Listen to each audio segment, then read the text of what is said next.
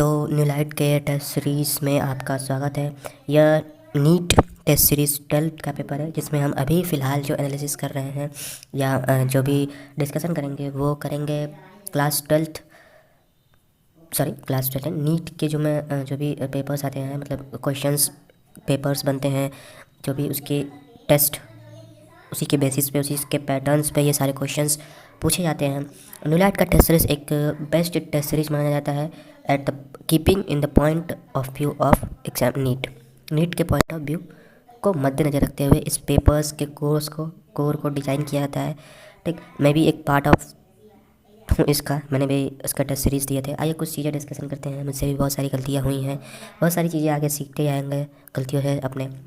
पहला इसमें क्वेश्चन दिया गया था कि select the correct statement for contraceptive. तो कॉन्ट्रासेप्टिव के लिए करेक्ट स्टेटमेंट कौन सा है? तो ये वाला क्वेश्चन जो था, इसका जवाब मेरा सही हुआ था। इसमें जैसे लिखा गया था कि in all contraceptive method hormones role involve, barrier method availables for only female, Nirodh is a popular blend of copper releasing IOD and all. तो इसमें पूछा गया था इनकरेक्ट। तो जहाँ तक कि जो इनकरेक्ट की बात थी, वो सारे ही इसमें इनकरेक्ट थे। अब इसके अगर क्वेश्चंस बायोलॉजी के पेपर के हिसाब से क्वेश्चन देखा जाए तो वो क्वेश्चन 102 है। बट अगर मैं क्वेश्चन डिस्कशन की बात करूँ तो मैं यहाँ पे क्वेश्चन डिस्कशन जो है 1-2 इस तरीके से मैं डिस्कशन कराते हुए चीज़ों को मतलब जानते हुए और आप लोगों से अपनी चीज़ों को शेयर करते हुए आगे बढ़ते रहेंगे। इसमें लिखा गया select the correct statement for human. तो इसमें हमें क्या बताना है? करेक्ट स्टेटमेंट बताना है फॉर ह्यूमन। देखिए, मैंने जो इसमें ऑप्शन लगाए थे वो मैंने फर्स्ट ऑप्शन लगाया था, क्योंकि मुझे ऐसा लगा था कि scientifically it is correct to say that the sex of the baby is determined by father and not by mother. तो मुझे ये लगा कि साइंटिफिकली इट इज़ करेक्ट, मतलब क्या ये साइंटिफिकली करेक्ट है इस तरीके से कहना। तो मुझे इस चीज़ में डाउट था, इस वजह से मैं गया ऑप्शन फर्स्ट की तरफ, जो कि ये गलत जवाब था। जो इसका करेक्ट आंसर है वो है ऑप्शन नंबर 4, मतलब कि ऑल इसमें सभी सही हैं।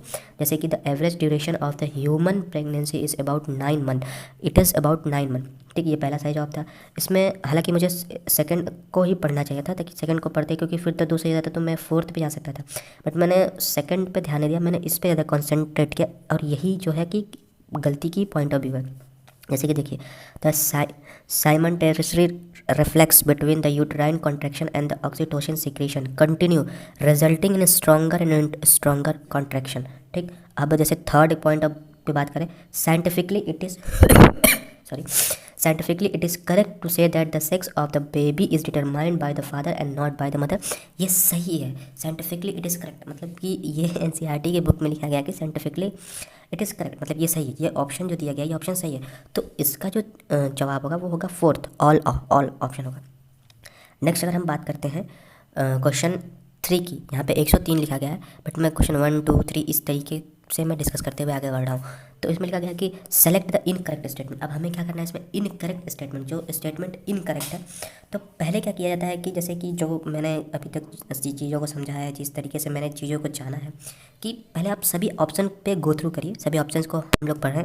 ठीक, और हम लोग जब सभी ऑप्शन को पढ़ेंगे तो उसमें कहीं ना कहीं पहले सभी ऑप्शन को पढ़िए। You don't directly jump on the answer, you don't just try to find, first of all read it man, read it. जैसे इसमें हम रीड करते हैं, be the habitual, make the habit of reading is most important for solving the question, so you have to read it. जैसे कि देखिए, in India the family planning was initiated in 1951। ये जो वाला ऑप्शन, अभी आप कुछ नहीं कहेंगे, अभी हमें कुछ नहीं पता, हो भी सकता है सही, नहीं भी हो सकता है सही, कुछ भी हो सकता है। ठीक, अब नेक्स्ट ऑप्शन की तरफ बढ़ते हैं।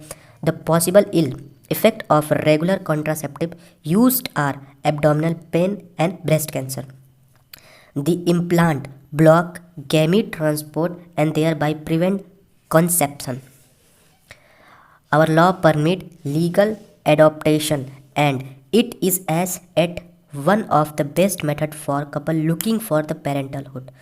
तो अब इसमें इनकरेक्ट बोला, तो our law permit legal adaptation, yes it is right that our law permit जो हमारा करता है वो लीगल एडॉप्टेशन करता है। मैं डोंट नो मेरे माइंड में क्या आया, मैंने इस ऑप्शन को टिक किया, बट ये ऑप्शन जो था वो थोड़ा सा गलत था। थोड़ा सा नहीं, ये ऑप्शन गलत ही था, इनकरेक्ट के हिसाब से, क्योंकि ये ऑप्शन जो था वो करेक्ट था।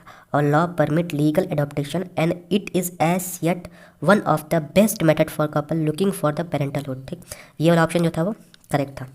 अब देखिए इसमें एक चीज़ बोली गई है, इन India the family planning was initiated in 1951। India में जो फैमिली प्लानिंग था वो इनिशिएट हुआ था 1951 में, ये बात भी सही है।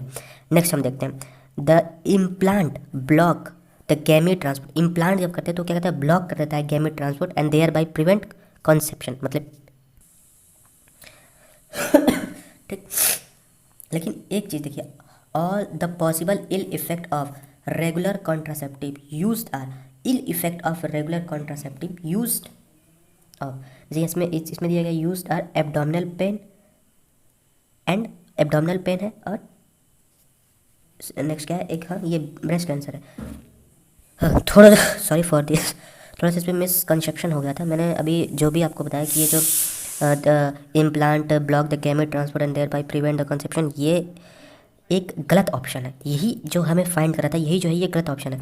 इम्प्लांट ब्लॉक नहीं करता है, ठीक। जैसे कि सर्जिकल मेथड्स जो होते हैं, सर्जिकल मेथड्स जो होते हैं वो ब्लॉक करते हैं गैमेट के ट्रांसपोर्ट को and thereby prevent conception. Implant does not block man, you have to very clear, implant block नहीं करता है। इम्प्लांट्स आपके कई सारे हार्मोन सीक्रेट करता है, जिसके वजह से आप कह सकते हैं इम्प्लांटेशंस को रोका जाता है, मतलब कि ठीक है। तो ये हार्मोन्स सीक्रेट करता है कई सारा, ठीक। तो इम्प्लांट डज नॉट ब्लॉक, तो this is the wrong incorrect statement. So according to the questions, option first is correct, option second is correct and option fourth is also correct. The wrong option is the implant block the transport and thereby prevent conception. This option is the incorrect option. And moving to the next question, that is question number 4. Actually अब next question की तरफ बढ़ते हैं। इस question में लिखा गया था which of the following part is removed in the vasectomy. So when we are doing the vasectomy in that question it is asking with which part is removed, मतलब कि वेसेक्टोमिक में कौन से पार्ट को रिमूव किया था। तो इसका जो ऑप्शन सेकंड होगा। देखिए अब अभी मैंने ऐसे बता दिया option second, but we have to actually I don't have also the reading habit. Actually I also initially, but I'm trying, initially I also jumped to find the answer, where it is answer, where the answer is, but this is not the correct way to solve any question. If a single question, you have to make the habit of reading. Actually first, reading is the most important. Reading the question, first of all read the question with lots of patience, because in reading you will definitely find, when you will read the question in a patience, you will definitely find the answer of the question in reading the question. More than half answer you will get in reading, and for some question you will get 100%. So which of the following part is removed in vasectomy? First option is your epididymis, second option is your vas deferens, third option is your retic testis, fourth option is your ejaculatory duct. So it is the first option, not epididymis, not it is vasectomy. We don't remove epididymis, we don't remove retic testis, and we don't remove ejaculatory duct. Actually the option second is correct in that question, that is vas deferens. So vas deferens जो है option वो सही है. We are moving to the question number 5, which is sexually transmitted infections are also be transmitted by transmitted infection are also be transmitted by. First option जो है इसमें surgical instrument दिया गया है, सेकेंड ऑप्शन जो है ट्रांसफ्यूजन ऑफ ब्लड दिया गया है, फोर्थ ऑप्शन जो है शेयरिंग ऑफ इंजेक्शंस या निडल्स दिया गया है, और जो फोर्थ ऑप्शन है, थर्ड ऑप्शन ये और फोर्थ ऑप्शन दिया गया ऑल ऑफ दिस आपको दिख रहा होगा। तो देखिए sexually transmitted infection can also be, so ये आपका अगर आप सर्जिकल इंस्ट्रूमेंट्स शेयरिंग करते हैं उससे भी हो सकता है, ट्रांसफ्यूजन ऑफ ब्लड से भी हो सकता है, और शेयरिंग ऑफ इंजेक्शन निडल्स इससे भी हो सकता है। तो ऑप्शन फोर्थ इसका जो है वो करेक्ट होगा। अब हम मूव करते हैं अपने नेक्स्ट क्वेश्चन की तरफ। जो कि क्वेश्चन नंबर 6 है। इस क्वेश्चन में लिखा गया विच of the following is not a IUDS। IUDS का फुल फॉर्म पहले तो पता होना चाहिए, इंट्रा यूट्राइन डिवाइस। देखिए we don't directly jump on finding the answer. First of all we have to read the questions and read the option given. So definitely you have to read. First of all read. First option is given here, non-medicated IUDS. Second option is your copper releasing IUDS. Third option is your hormone releasing IUDS. Fourth option is semen decreasing IUDS. Question में पूछा गया है कि which of the following is not. You have to concentrate on the word not. Is not a type of IUDS. It is asking कि इसमें से कौन IUDS नहीं है, इंट्रा यूट्राइन डिवाइस नहीं है, बस सीधा सा क्वेश्चन का ये मतलब है। तो नॉन मेडिकेटेड IUDS एक तरीके का IUDS ही है, कॉपर रिलीजिंग IUDS भी है, हार्मोन रिलीजिंग IUDS है। जो फोर्थ ऑप्शन इसमें दिया गया है सीमेन डिक्रीजिंग आयोडियस, ये कोई एक मतलब इस तरीके का कोई आयोडियस नहीं है, इंट्रायूट्राइन डिवाइस जो है इस तरीके का नहीं है। ठीक, तो इसका जो करेक्ट आंसर हो जाएगा वो हो जाएगा ऑप्शन नंबर 4। सो अगर हम आगे बढ़ते हैं, hepatitis B and AIDS are spread through. अब हम अगर बात करें हेपेटाइटिस बी और जो एड्स होते हैं वो स्प्रेड किसके थ्रू होते हैं, तो इसमें आपके ऑप्शन दिए गए फर्स्ट, सेकेंड, थर्ड, फोर्थ। अब हम क्या करेंगे, हमारा पहले ऑप्शन फर्स्ट रेड करेंगे, sharing of injection needles and the surgical instrument with infected person. Second, infected mother to foetus, infected mother से फीटस से, या ट्रांसफ्यूजन ऑफ ब्लड। सो ये जितने भी ऑप्शंस दिए गए हैं, sharing injection needles and surgical instrument with infected person, infected mothers to foetus, transfusion of blood, ये फर्स्ट, सेकेंड, थर्ड, ये तीनों जो ऑप्शंस हैं, ये तीनों ऑप्शंस जो हैं वो करेक्ट हैं हेपेटाइटिस बी के लिए और एड्स के लिए। So option 4 is the correct answer all of these. अब next question, we are moving to question number 8, that is a man goes to hospital and they meet to a doctor, they are infertile due to the ability। अब ability, क्या ये word जो अभी बोला गया ability, ये word सही है? जी नहीं, ये वर्ड एबिलिटी नहीं, इनएबिलिटी है। और maximum at the time of stress, हम लोग को जो रीडिंग्स होते हैं, जो मतलब जो वर्ड्स होते हैं वो जैसे इनएबिलिटी, एबिलिटी दिखने लगता है, एबिलिटी इनएबिलिटी, मतलब ये थोड़ा सा अनड्यू प्रेशर होता है। ये सारी प्रेशर को अगर आपको रिलीज करना है, you have to give the continuous examination. So a man goes to hospital and they meet to a doctor. They are infertile due to inability of male partner to inseminate the female.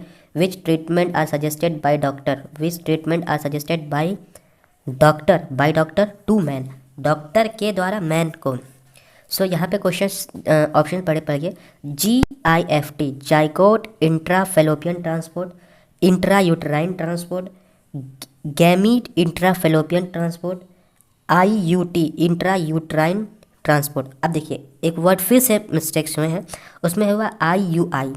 ठीक, अगर किसी ने ध्यान दिया, intrauterine transfer not, it is intrauterine insemination, it is intrauterine insemination, it is not intrauterine transfer. So a man goes to hospital and they meet a doctor. They are infertile due to the inability of male partner to inseminate the female. Which treatment are suggested by doctor to man? So the option second जो होगा वो correct होगा, intrauterine insemination. ये Jeff is not the correct answer. It is the wrong answer. The correct answer is intrauterine insemination. Trichomoniasis is not a, तो trichomoniasis is not a, तो ये क्या नहीं है? ठीक, क्वेश्चन ये पूछा है कि ट्राइकोमोनियासिस क्या नहीं है। पहला ऑप्शन दिया गया है वो STI, दूसरा ऑप्शन दिया गया ART, तीसरा ऑप्शन दिया गया VD, और फोर्थ ऑप्शन जो दिया गया है वो दिया गया RTI। ठीक, तो अब हम क्वेश्चन नंबर 9 की तरफ बढ़ चुके हैं। फर्स्ट ऑफ ऑल ये जो क्वेश्चन नंबर 9 है, देखिए ट्राइकोमोनासिस एक STI है, मतलब कि सेक्सुअली ट्रांसमिटेड डिजीज़ है। ठीक, STI सेक्सुअली ट्रांसमिटेड इन्फेक्शन आप कह सकते हैं। ठीक, अब आप इसमें थोड़ा सा ध्यान से समझिएगा कि अगर एक STI होगा तो एक STI अगर मान लीजिए है, तो क्या STI जो है आपका